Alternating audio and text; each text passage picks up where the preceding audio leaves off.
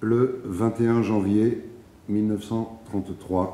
Cela faisait plus de 30 ans qu'ils n'avaient pas joué ensemble. Mais quand Gérard Darmon et Dominique Pinon ont reçu le texte d'Inconnu à cette adresse, ils n'ont pas hésité longtemps avant d'accepter le projet. Ça a été un boom terrible. C'est d'une force absolument colossale. Il y a l'amitié, il y a l'amour, il y a le fanatisme, il y a la fidélité, il y a la déception. Des thèmes forts qui avaient déjà fait du livre de Cressman Taylor un best-seller. Inconnu à cette adresse, c'est l'histoire d'une amitié entre un juif et un allemand brisée par la montée du nazisme.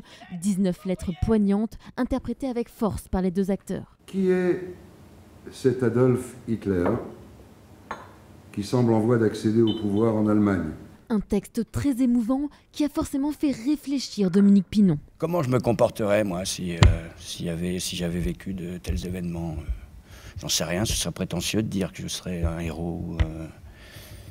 Donc voilà, c'est ça qui m'intéresse aussi maintenant.